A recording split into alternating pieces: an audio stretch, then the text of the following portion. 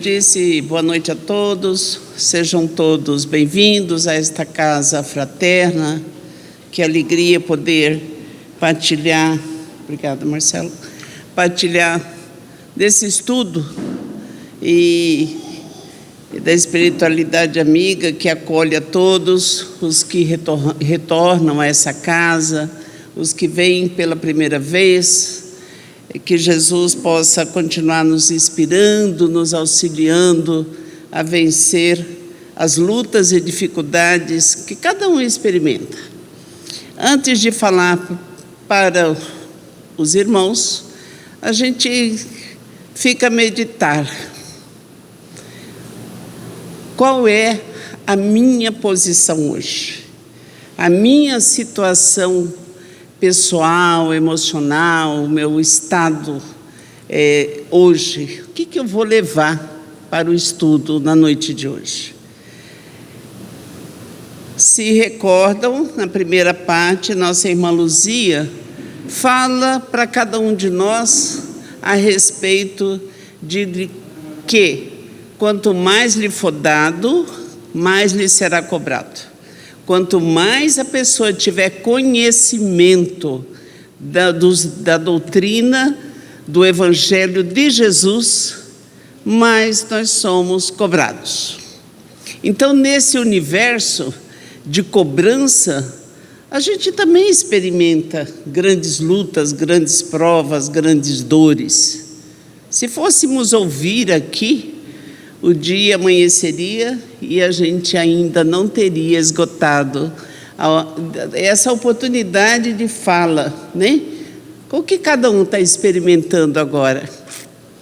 O que vieram trazer? Qual a resposta para as suas dúvidas internas, para as suas dificuldades personalíssimas de cada um? Cada um vai ter um apontamento para dizer.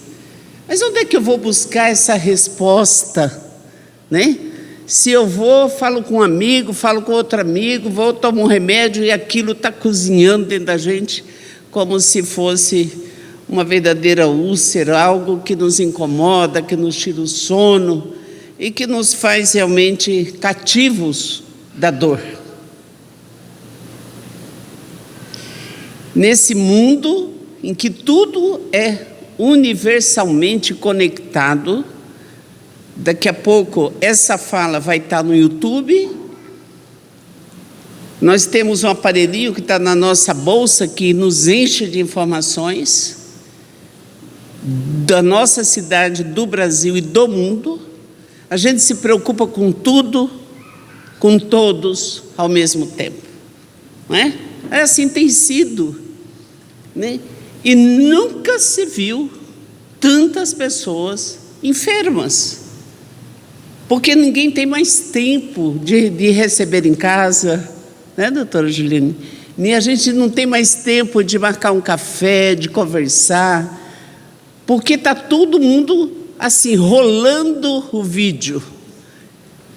Nesse rola vídeo, a gente se esquece que nós temos um canal online.com, que nós deveríamos fechar. Aquele aparelhinho que está na bolsa, no bolso, está ali no carro de vocês, inclusive o meu está ali, né? E cada um tem mais de um, para utilizar esse recurso, que é a nossa mente, para conjugar um verbo que eu disse inicialmente hoje. Se eu perguntar aqui qual foi esse verbo que eu frisei, ninguém vai lembrar. Vai? Não vai. Meditar. Meditar. Parece que meditar é coisa de monge, né? É coisa lá do Oriente, né? Da Ásia, do Tibete, de japonês, não é? Para meditar, parece coisa de quem vive no mundo da lua, mas deveria ser o nosso. Deveria ser o nosso.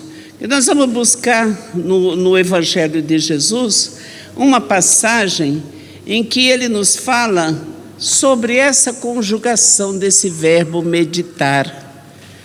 Porque quando eu tenho um problema, que não é resolvível na área da saúde, na área da medicina, não é resolvível no escritório do advogado, nem da contabilidade. Alguém vai ter que resolver esse assunto que tanto me incomoda. E quem é que vai resolver, que vai nos inspirar a resolução dessa dificuldade que é particular de cada um? Olha ele aqui, ó. Olha ele aqui. Jesus. Esse canal, nós nascemos com essa internet, né? Que é o nosso pensamento, que nos faz conectarmos através desse isolamento do mundo externo para ouvir o eu, que é você mesmo. Puxa, então eu posso fazer isso? Pode. É treino, é disciplina, é fé, é também disposição de não transferir para o outro, errante, caminhante na terra, mas obter do próprio Jesus os sinais de resolução dessas dificuldades. Nós estamos atravessando graves problemas de ordem moral, que nos afasta da evolução espiritual, porque só evolui espiritualmente quem tem condições morais. Sem moralidade, o homem fica na própria areia movediça, porque é querer fazer uma ascensão de uma condição sem merecer. E tem dores que cada um de nós experimenta, que é personalíssimo, é de cada um.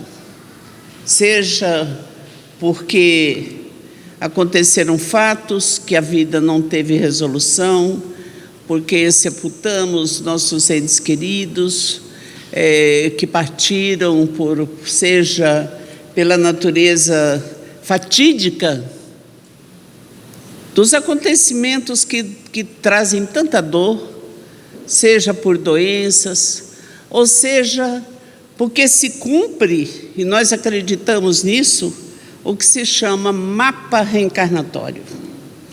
Você chega com data para entrar neste mundo e sai com data também marcada neste mundo. E isso é um espanto para cada um de nós.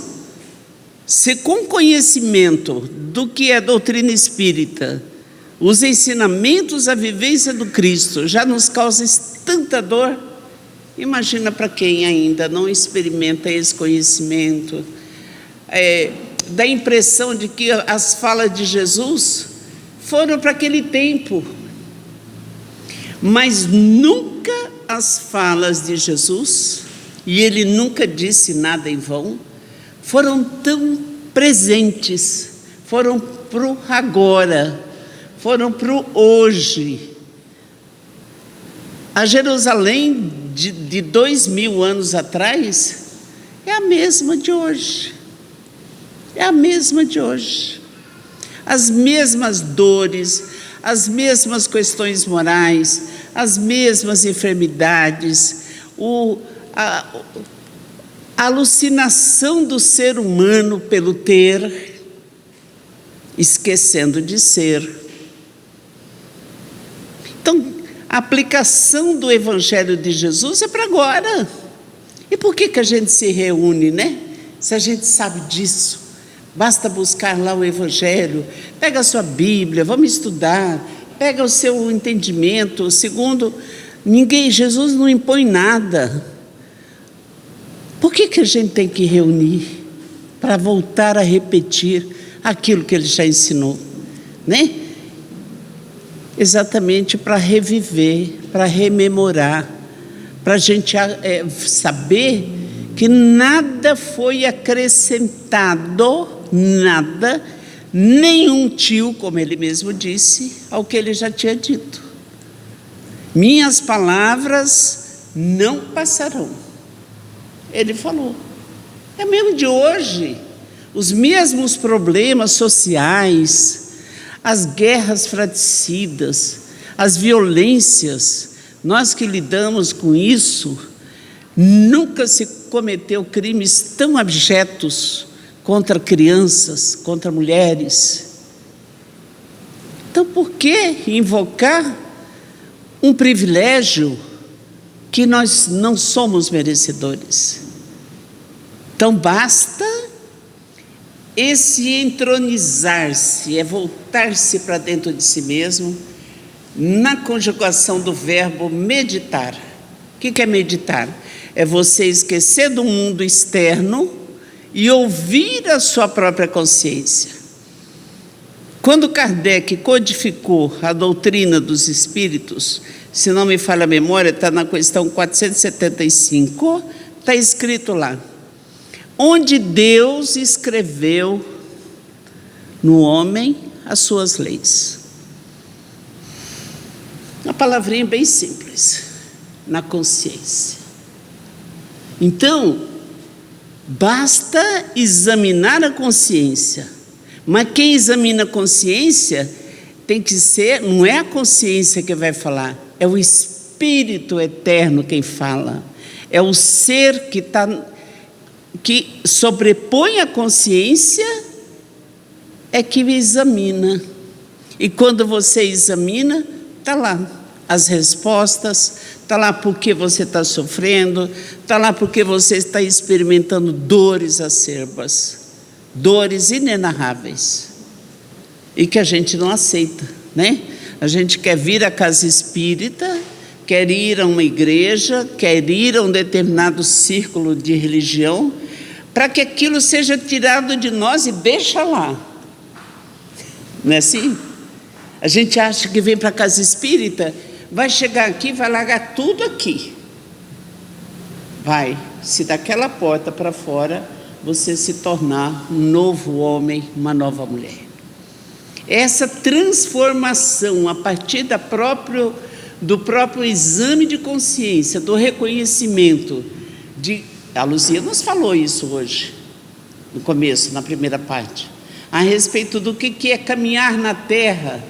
A Terra é uma escola. Caminhar na Terra significa estar matriculado neste orbe, neste planeta magnífico, onde há um sistema de cooperação belíssimo, em que um doa e doação, entrega, doação, nada nos pertence, nem nosso corpo não nos pertence. Imagina meu carro, minha casa, meu filho, meu salário, meu, não é nada, nem seu corpo não é seu. Mas a gente ainda é egoísta, como disse Luzia. A gente acha que quer pôr um pezinho nas questões espirituais, mas eu quero sair daqui, poder parar no melhor espetinho, no melhor restaurante, e degustar, e tomar, e beber, não é? E assim não é verdade. Você pode até fazer isso, mas o doar não é simplesmente colocar a mão no bolso e fazer uma doação para a casa espírita. Beleza, ajudar a pagar a conta sim, tá bom. Mas o doar-se é daquilo que você tem efetivamente.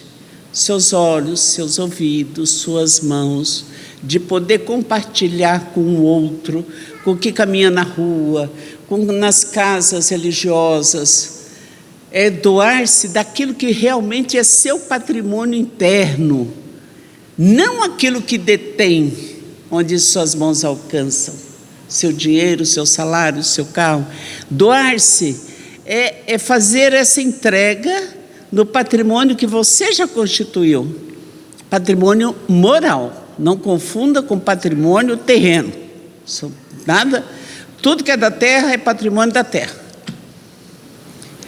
Então, nesse exercício de meditação, eu gostaria de convidar a todos exatamente para fazer esse treino a partir de hoje. Chegue em casa, pegue esse livro aqui. São 4 volumes: Caminho, Verdade e Vida, Fonte Viva, Vinha de Luz e Pão Nosso. São 4 livrinhos. Cada livro se reporta a um texto evangélico.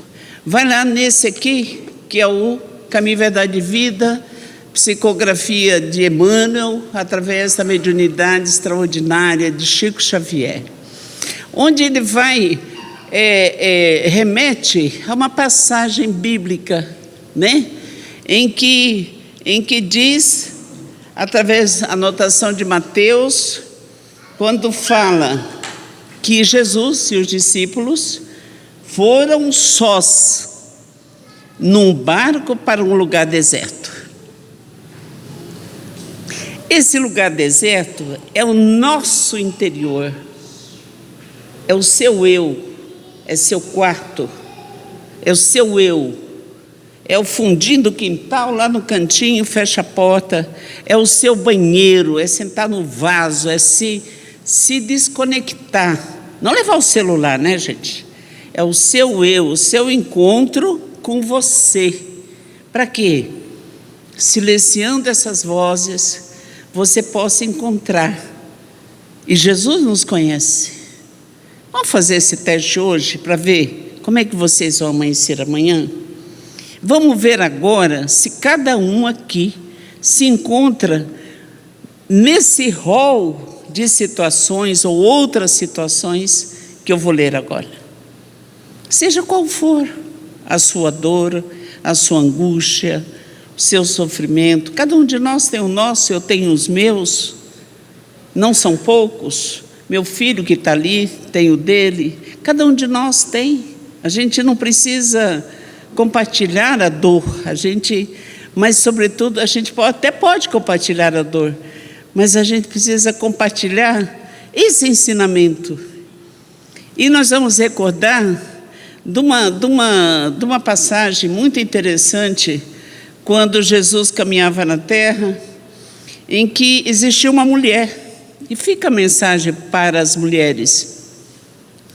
Essa mulher chamava-se Joana, ela era esposa do prefeito de Antipas, que era prefeito na região da Judéia. Ela e o filho, olha como é bem atual, né? É muito atual isso. Ela e o filho sofriam violências em casa, muitas violências.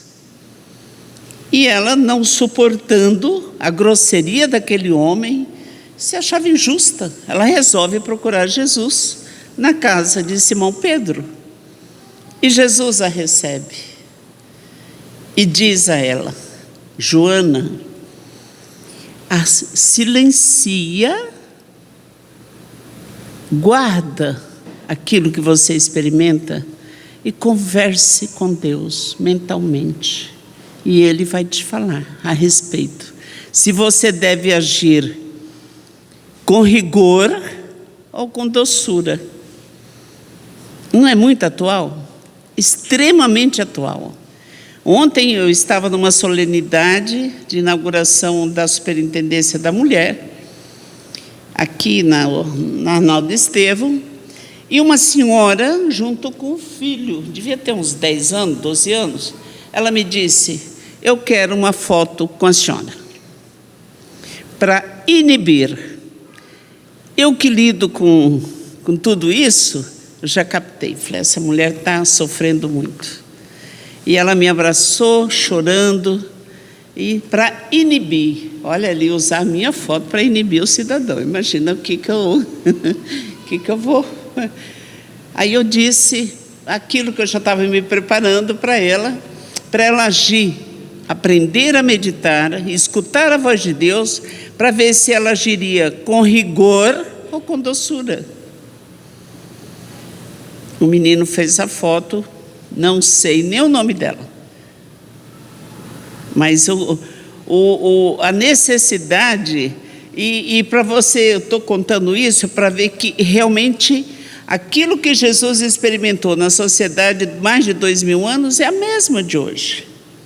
Então ele diz para Joana: silencie, ore e aguarde.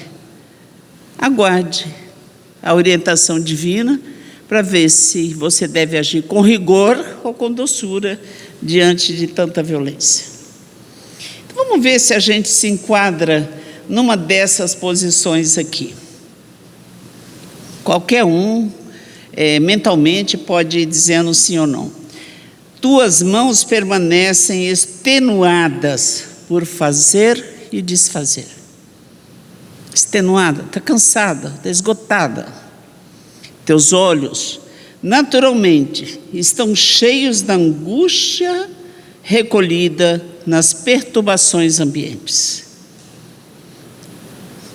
Aquele dia a dia terrível de viver em casa, em família, com as dores e as preocupações. Doem-te os pés nas recapitulações dolorosas. Cada um sabe o que está passando. Teus sentimentos vão e vêm com impulsos tumultuários, influenciados por 1000 pessoas diversas. Sentimento que fica tumultuado, muita coisa na cabeça, cada um fala uma coisa, não é assim? Cada um sabe o que está experimentando. Tens o coração atormentado. Hoje eu vou na casa espírita. Eu vou deixar todos os meus problemas lá no salão. E os benfeitores estão aqui. A inspirar bom ânimo, a cirurgiar, a medicar. Mas também nós precisamos colocar a nossa contrapartida para que esse milagre realmente aconteça. Tens o coração atormentado, é natural, diz Emmanuel. Nossa mente sofre sede de paz, como a terra seca necessita de água fria. Não é assim que vocês sentem de vez em quando? Né? Uma secura na alma, algo que incomoda. Você fala, está doendo tudo. E por que eu estou assim? Muita informação na cabeça.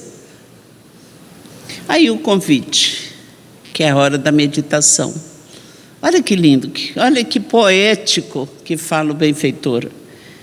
Venha a um lugar à parte, no país de ti mesmo, aqui dentro, a fim de repousar um pouco. Repousar um pouco. Esquece as fronteiras sociais, os controles domésticos, as incompreensões dos parentes, os assuntos difíceis, os problemas inquietantes, as ideias inferiores. Esquece. Respiração. E às vezes até dói o peito, dói as costas, né? Você vê, é aquilo que se chama, a medicina chama de telectasia, que é, pelo pensamento, você se sobrecarrega tanto. Você vai, estou com dor no peito. Vai lá, procura a doutora Juliane. Não estou, você não está com problema no coração, mas está doendo, estou com nó na garganta. Que nó na garganta? A garganta não dá nó, né? É por causa do pensamento. Você fica tão angustiado. Aprende a respirar. Respira e vai soltando. Em comunhão com o médico chamado Jesus. Retira-te dos lugares comuns a que ainda te prendes. Está incomodando esse lugar? Sai. Vai numa praça, vai para o rancho, vai para o mato, respira a natureza. Vai descansar um pouco. Concentra-te. Olha aqui. Não basta fazer o exercício de recolher-se. A concentração, essa internet que não falha, né? Concentra-te por alguns minutos. E a gente não consegue ficar pensando nem 2 minutos em Jesus. Não consegue. Porque a gente é tão acostumado com as coisas da matéria, né? Ah, tem que buscar o filho na escola, está faltando café, eu tenho que ir no mercado, eu tenho que pagar a conta. Não está tocando a campainha, não, o celular, não é assim? Aquela avalanche de coisas. E também, sabe por quê? A falta de disciplina, de prática, de realmente dedicar-se a essa, eu considero salutar, se recolher. Concentra-te por alguns minutos em companhia do Cristo no barco dos teus pensamentos. Pensamento é como um barco. Pode navegar, respirando e confiança. Ah, mas eu vou para algum lugar, você não vai sair do lugar, você só vai mandar seu pensamento para bons lugares. Não precisa se preocupar que não vai ter levitação, ninguém vai sair daqui abduzido, não, viu? Nem de casa. Concentra-te por alguns minutos em companhia do Cristo no barco de teus pensamentos mais puros sobre o mar das preocupações cotidianas. Gente, é tão importante isso, tão importante, né? Porque quem adoece primeiro é o pensamento. É o pensamento que faz o primeiro sinal de doença do corpo. Primeiro sinal. Como também o pensamento é a força motriz, é a alavanca que te leva para situações melhores. Olha como é dúbio, é muito tênue a sanidade e a não sanidade utilizando o próprio pensamento. Ele, Jesus, te lavará, concentrado com Ele te lavará a mente eivada de aflições, cheia de aflições. Às vezes o problema é tão assim que você fala, puxa vida, eu não sabia que ia dar tanto certo se eu soubesse, eu não tinha experimentado feito tanto esforço, né? E acabou dando certo. Por que só tem que sofrer antes? Será por que a gente costuma antecipar e sempre pelo lado pior as coisas que não aconteceram? Não é assim? É assim com você? É desse jeito. Você sempre o pior, você sempre espera o pior. É falta de fé? É falta de saber que Deus habita em você. Deus habita em você. Quando você vê um camburão da polícia, uma VTR, cheia de algemados nos pés, nas mãos, ali tem um projeto de anjo. Tem um projeto de anjo. Um dia ele vai ter que voltar para o caminho. Vai doer? Vai. O trilho saiu o trem, o carro da vida saiu, vai ter que voltar. Então por que a gente antecipa dor, sofrimento, né? Eu acho que é uma mania que tem deixado a gente tão enfermo. Jesus, então, nesse comando do seu barco, te lavará a mente eivada de aflições, balsamizará, vai trazer o bálsamo para as suas úlceras e vai te dar, olha que palavra linda, salutares alvitres, ou seja, notícias saudáveis. E a gente tem que aprender o seguinte: o que for, seja a experiência, esta ou aquela, ela não vem para te derrubar. Não vem para te derrubar. Vem para fazer a gente crescer, a gente melhorar. Porque nós estamos aqui exatamente para fazer essa escala. Ou então vai ter que ficar repetindo a matéria na Terra. E quantas vezes nós já tivemos aqui? Milhares. Milhares. Basta que te cales. Quando estiver nesse exercício de meditação, basta que te cales, e sua voz falará no sublime silêncio. É hora que Deus vai lá e dá aquele, sabe, você percebe que uma sintonia, algo que traz dentro de você e que você, puxa vida, acertei a solução.